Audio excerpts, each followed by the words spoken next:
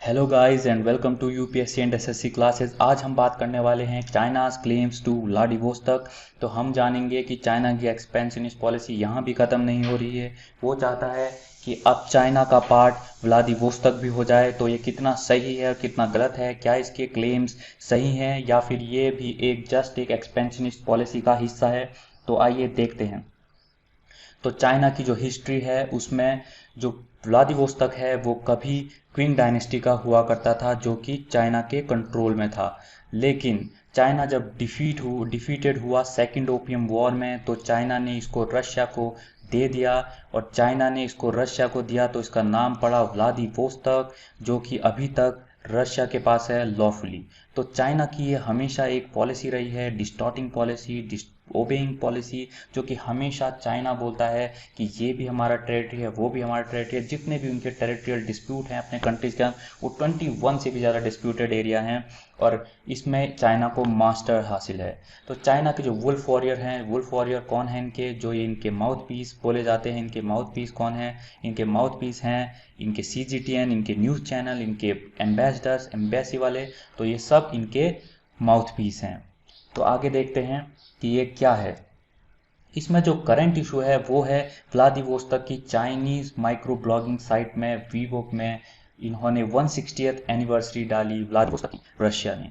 तो रशिया ने जब व्लादिवोस्तोक में 160th एनिवर्सरी डाली तो इसमें एक बैकलैश कर गया चाइना। चाइना ने बोला कि ये एक बहुत ही गलत पोस्ट है। इसमें उन्होंने जो स्टेट रन CGTN है, जो उनका माउथ पीस है, उन्होंने ट्वीट किया कि जो रशियन एम्बेसी है वो चाइना में वेलकम्ड नहीं है। उनकी जो व्लादिवोस्तोक की जो उन्होंने हड़पा जो एनेक्स किया वो बिल्कुल भी जायज़ नहीं था।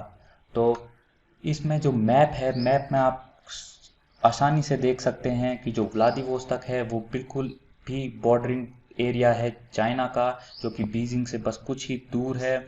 और रशिया का भी वो एक टिप ऑफ आइसबर्ग में खड़ा है, जो कि बहुत बड़ा एक आर्कटिक रीजन है। आगे चलते हैं, ये कहाँ से शुरू हुआ? तो ये शुरुआत होती है युआन डायनेस्टी से। जब युआन डायनेस्टी थी तो व्लादिवोस्तोक उसका पार्ट था, उसका नाम था योंगमिंग। जो योंगमिंग था वो व्लादिवोस्तोक का नाम था युआन डायनेस्टी में। जब 1689 में ट्रीटी ऑफ नर्सिंग हुआ तो नर्सिंग में जो चाइना ने इसको मंचाओ क्विंग डायनेस्टी का एक पार्ट था ये यंगमिंग, जो कि व्लादिवोस्तोक है। लेकिन 1860 जून 20 को एक मिलिट्री सप्लाई हुई जिसमें कैप्टन लेफ्टिनेंट एरेक्सी के शेफनर ने 28 सोल्जर और 2 नॉन कमीशन्ड ऑफिसर्स के साथ वहां पे गए और उन्होंने एक फर्स्ट बिल्डिंग वहां पे बनाई। उसके बाद 18 अक्टूबर 1860 को चाइना का बहुत ही बुरा हाल हुआ सेकेंड ओपियम वॉर में, जिसमें ब्रिटिश एंड फ्रेंच ट्रूप्स ने उनको के फॉरबिडन सिटी जो कि बीजिंग में है उसको बहुत ही डिसाइसिव डिफीट दी और प्रिंस गोंग को उनके साथ ट्रीटी करनी पड़ी, जो कि क्विंग गवर्नमेंट के थे। और उसके बाद उन्होंने एक और ट्रीटी की थी जिसको निकोलस लैंगटिव के साथ की थी, जो कि रशिया के थे। अब इसको बीजिंग कहता है अनइक्वल ट्रीटी ऑफ बीजिंग। इसको Beijing unequal treaty of Beijing क्यों कहता है? क्योंकि इसमें चाइना ये बोलता है कि जो ये एग्रीमेंट हुए इसमें चाइना को बहुत ज़्यादा फोर्स किया गया और उसकी वजह से इन्होंने ये ट्रीटी इन्हें ये एरिया इन ट्रीटी के नाम पे इनको दी गई। तो ये चाइना की अनइक्वल ट्रीटी ऑफ बीजिंग है, जो कि चाइना हमेशा से बोलते आता है। जो भी चीज़ उन्होंने उन्होंने किसी को दे दी ट्रीटी के तौर पे जो कि उनको पसंद नहीं आई, तो उनको वो बोलते हैं अनइक्वल ट्रीटी ऑफ बीजिंग। तो इसमें रिजल्ट क्या हुआ? रिजल्ट ये है कि व्लादिवोस्तोक हमेशा से ही रशिया का पार्ट है। उसको 160 ईयर्स हो चुके हैं रशिया का पार्ट होते हुए। चाइना जो कंप्लेन करता है वो ह्यूमिलिएशन से भरे हुए, वो आज तक की बात नहीं है, वो बहुत सालों से चलती जा रही है उसकी एक्सपेंशनिस्ट पॉलिसी, और उसको अब कोई भी शर्म नहीं आती। चाइना जो कि अपने बॉर्डर्स पुश करता रहता है, वो 21 कंट्रीज के साथ है, जैसे कि फिलीपींस हो गया, इसका स्पार्टले आइलैंड को चाइना क्लेम करता है। इंडोनेशिया के जो फिशिंग राइट्स हैं, जो फिशिंग एरियाज हैं, उसको चाइना क्लेम करता है। फिर डिस्प्यूट है उसका मलेशिया के साथ, लाओस के साथ, कंबोडिया के साथ, उसका थाईलैंड के साथ, थाईलैंड के मेकोंग रिवर को वो भी अपना ड्रेज करने के लिए बोलता है। वियतनाम के साथ तो उसके बहुत सारे टेरिटोरियल क्लेम्स हैं। उसके बाद ईस्ट चाइना सी में वो बीजिंग क्या करता है, सेनकाकू एंड राइको आइलैंड जो कि जापान के हैं उनको अपना क्लेम करता है। नॉर्थ कोरिया के साथ उसके माउंट पीक 2 में और तुमान रिवर में क्लेम्ड है।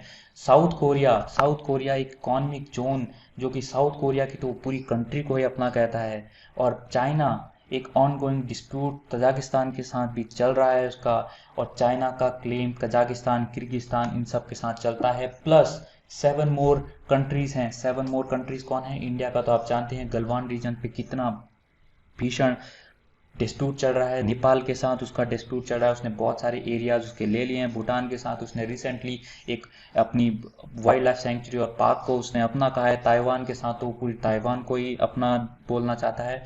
तो उसका हर एक कंट्री के साथ डिस्प्यूट है। तो चाइना जो कि अभी रशिया के साथ 1,60,000 स्क्वायर किलोमीटर जो कि डिस्प्यूट करता है व्लादिवोस्तोक के बारे में, तो हमारे लिए, इंडिया के लिए ये क्या है? इंडिया के लिए ये बहुत ही अच्छी खुशखबरी है, क्योंकि इंडिया जो कि एक पार्ट है एक लुक ईस्ट जो कि रशिया के साथ उसका एक इकोनॉमी चलती है, उसमें व्लादिवोस्तोक में वो बहुत सारे कंस्ट्रक्शन कर रहा है। और जैसे कि रशिया के साथ चाइना के अगर थोड़े से रिलेशनशिप अच्छे नहीं होते हैं तो इसमें इंडिया को बहुत ज़्यादा फ़ायदा होने वाला है। तो चाइना जो कि जापानीज़ नेवल शिप्स के साथ भी टारगेट करता रहता है, उनकी इंक्रोच करता रहता है, उनके सबमरीन भेजता रहता है, एयरक्राफ्ट भेजता रहता है, कभी इंडोनेशिया में अपनी फिशरीज़ को उनको भगा देता है।